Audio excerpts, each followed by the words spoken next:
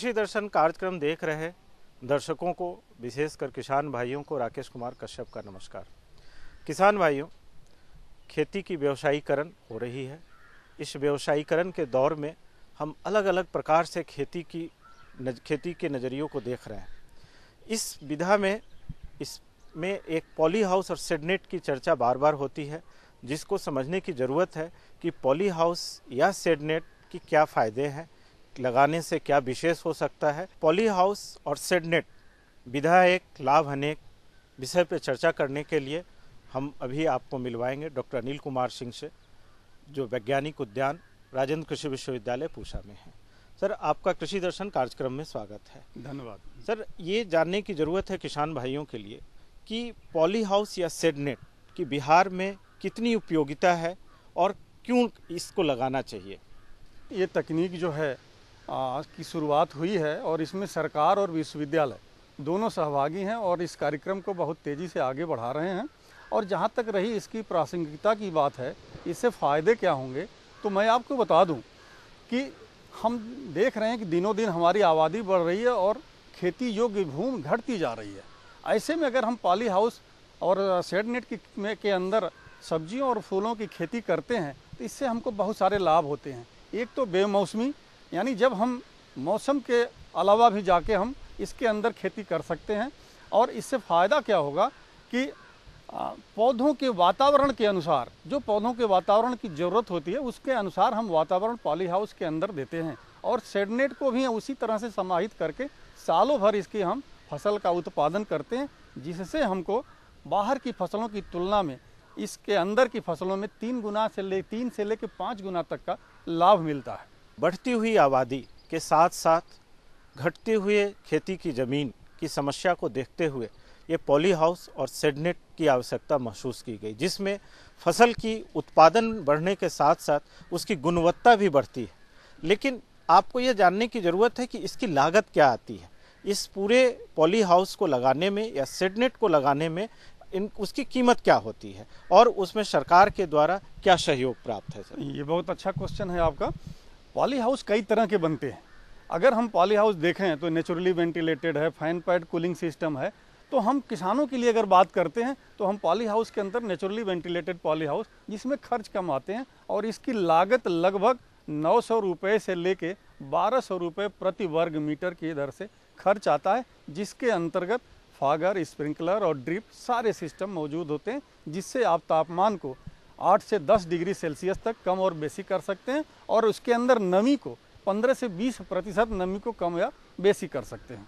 इसके लिए सर सरकार के द्वारा भी कुछ अनुदान? बिल्कुल, इसके द्वारा सरकार की तरफ से 2 तरह की प्रोग्राम चल रहे हैं, 2 तरह की स्कीम चल रही है। एक भारत सरकार द्वारा प्रायोजित है, जिसमें जो NHM के तहत 50% का अनुदान सरकार देती है, और दूसरा एक स्टेट गवर्नमेंट जो हमारी सरकार है, राज्य सरकार है, वो भी 40% का अनुदान, चूँकि इसकी खेती आने वाले दिनों में बहुत ही बेशकीमती होने वाली है, तो उसको बढ़ावा देने के लिए 40% वो देती है। तो टोटल 90% भारत सरकार और बिहार सरकार का मिला के 90% इस दोनों पर अनुदान है। किसान भाइयों, शुरू में इसको लगाने की लागत अधिक है और आपको प्रोत्साहित करने के उद्देश्य से भारत सरकार ने इस पूरे पॉली हाउस और शेडनेट को लगाने के लिए 50% तक का अनुदान दिया।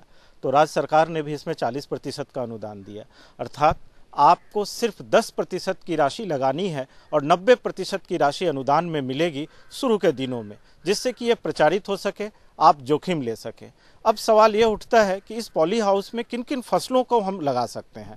डॉक्टर साहब, इस पॉली हाउस के अंतर्गत किन किन फसलों का प्रारंभिक तौर पे चयन किया जाना चाहिए? बहुत ही अच्छा क्वेश्चन है, क्योंकि ऐसा देखा गया है कि सामान्य तौर पर लोग फसलों का चयन नहीं कर पाते हैं।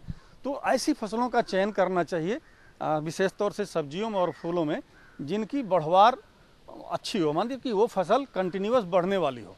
दूसरी, ये फसल की क्वालिटी होनी चाहिए कि ज़्यादा बालूम नहीं घेरती हो, ज़्यादा आकार नहीं घेरती हो, ताकि आपके पॉली हाउस पर लोड नहीं बढ़े। और मार्केट में उच्च गुणवत्ता वाली फसल हो, जिसकी कीमत मार्केट में अच्छी मिलती हो। ऐसे फसलों में जैसे सब्जियों में टमाटर पूरे वर्ष उगा सकते हैं, खीरा पूरे वर्ष उगा सकते हैं, और शिमला मिर्च, जिसकी आज मांग पूरे सालों भर है और बच्चों से लेकर बूढ़ों तक इसको खाते हैं, तो इसकी डिमांड है। तो ये 3 फसल तो बहुत अच्छी तरह से लगा सकते हैं। अगर हम फूलों की बात करें तो थोड़ा सा ये सब्जियों की अपेक्षा थोड़ा सा महंगा कल्टीवेशन होता है। इसमें आप डच रोज, जो हिंदुस्तान में अब बहुत सारे इलाकों में पैदा होने लगा है, डच रोज की कल्टीवेशन कर सकते हैं। ये लीलियम जहाँ पर हम खड़े हैं, ये देखें लीलियम का फ्लावर है, इतना बेहतरीन फ्लावर है। आज के डेट में विश्व की अगर हम बात करें तो विश्व में 10 बढ़िया फूलों में लीलियम का स्थान एक आता है। तो लीलियम की खेती कर सकते हैं और पूरे राउंड द ईयर, जाड़े में, वैसे तो ये कोल्ड लविंग क्रॉप है, विंटर सीजन की क्रॉप है, तो आप पूरे साल इसको ले सकते हैं। फिर उसके बाद कार्नेशन है। जरबेरा एक बहुउपयोगी फसल है जो अंदर और बाहर दोनों ले सकते हैं, तो जरबेरा लगा सकते हैं और गुलदाउदी लगा सकते हैं। इन फसलों की खेती आप पॉली हाउस या शेड नेट के अंदर पूरे वर्ष आप कर सकते हैं। इवन कुछ फसलें तो फूलों की ऐसी हैं, जैसे जरबेरा, एक बार लगाएं तो 3 साल तक आप उससे उत्पादन लेते रहें, जिससे बहुत ही अच्छा लाभ मिलता है। हम तो 3 से 5 गुना की बात कर रहे थे, इसमें 8 से 10 गुना का भी लाभ आपको हो सकता है। किसान भाइयों, जैसा कि अभी आपको डॉक्टर अनिल कुमार सिंह ने बताया कि प्रारंभिक दौर में जब आप पॉली हाउस लगा रहे हैं तो फसलों के चुनाव में विशेष ध्यान रखें। आप शुरुआती दौर में सिर्फ चुनाव करें टमाटर, शिमला मिर्च और खीरे की, परंतु उसकी प्रजाति कौन हो सकती है, इसकी जानकारी होना बहुत महत्वपूर्ण है। सर, आमतौर पे किसान जो टमाटर या खीरा या शिमला मिर्च लगाता है, क्या वही प्रजाति पॉली हाउस में भी लगाई जा सकती है? नहीं, ये टोटली डिफरेंट है, ये बिल्कुल अलग है। इसलिए अलग है कि मैंने जैसे कहा कि पॉली हाउस के अंदर ऐसी फसल हो जो बराबर बढ़ने वाली हों, जिनकी बढ़वार बराबर हो और बराबर वो फलती फूलती हों, यानी लंबे समय तक फलने फूलने की स्थिति में रहे। तो टमाटर को ही अगर हम लेते हैं तो टमाटर 2 तरह का होता है, एक सीमित बढ़वार वाले और एक असीमित बढ़वार वाले। तो सीमित बढ़वार वाले यानी जिनके पौधे ज़्यादा बढ़ते नहीं हैं, उसको तो हम बाहर लगाते हैं, उसको अंदर हम नहीं लगा सकते। असीमित बढ़वार वाले टमाटर का उपयोग करें, और उसमें कुछ वैरायटीज़ हैं जिनके आप कल्टीवेशन करें। और ये मैं आपको आज बताना चाहूँगा इस चैनल के माध्यम से कि पूरे देश में आज हम अगर सब्जियों की बात करें तो 98% प्राइवेट सेक्टर का बीज यानी हाइब्रिड सीड उपलब्ध है। तो इसमें कहीं जाने की ज़रूरत नहीं है, बट अपनी आवश्यकता के अनुसार आप बाज़ार से हाइब्रिड सीड का इस्तेमाल करें, चुनें और उसको लगावें। अभी हम आज के डेट में जो हमने इवेलुएट किया अपने यहाँ, तो 4-5 वैरायटी हमको बड़ी अच्छी टमाटर की मिली।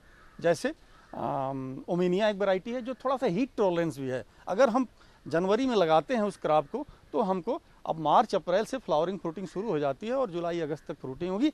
इस पीरियड में टमाटर बाज़ार में महंगा बिकता है, जिससे काफ़ी अच्छा रिटर्न होगा। ओमिनिया है, अजितेश है, और हिमसोना है, हिमशिखर है, ये सारी वैरायटीज़ हैं। TO 687 है। तो इन वैरायटियों का इस्तेमाल करके आप अपना अधिक से अधिक लाभ ले सकते हैं।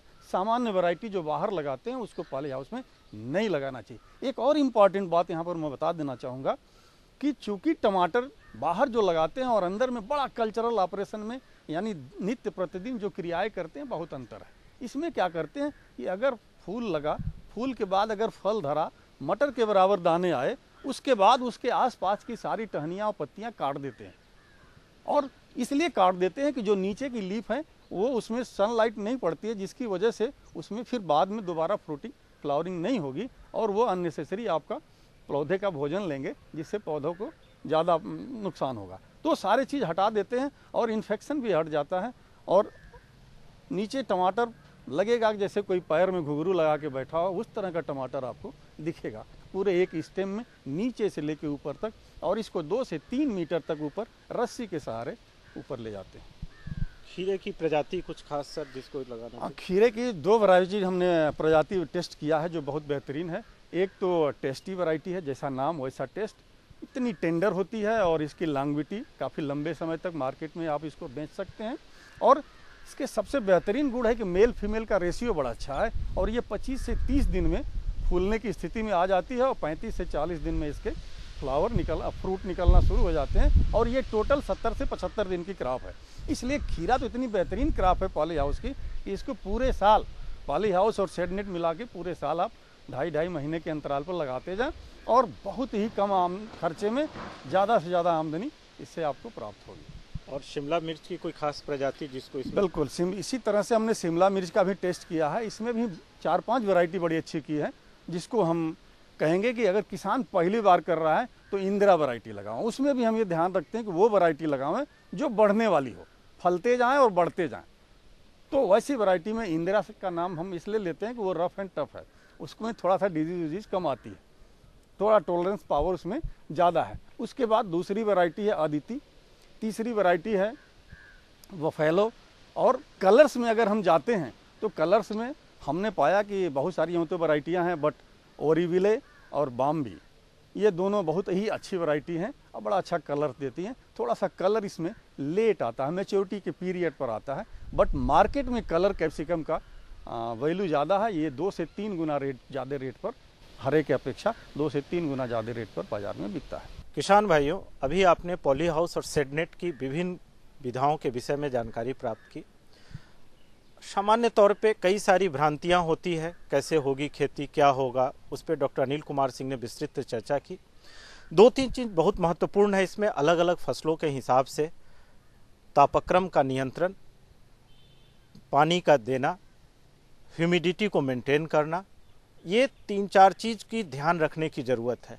लेकिन जब कभी आपको लग रहा है, आप ये निर्णय लेते हैं कि आप पॉली हाउस या शेडनेट में खेती करने की तैयारी कर रहे हैं, तो हम आपको सलाह देंगे कि आप इसकी विस्तृत जानकारी फसलवार लें और उसके लिए आप संपर्क करें डॉक्टर अनिल कुमार सिंह से, जो वैज्ञानिक उद्यान राजेंद्र कृषि विश्वविद्यालय पूसा में होते हैं, जो आपको प्रशिक्षण की व्यवस्था कर सकते हैं और उससे आप तकनीकी रूप से अधिक सक्षम होकर सफलतापूर्वक पॉली हाउस या शेडनेट में आप खेती करके अधिक से अधिक लाभ ले सकते हैं।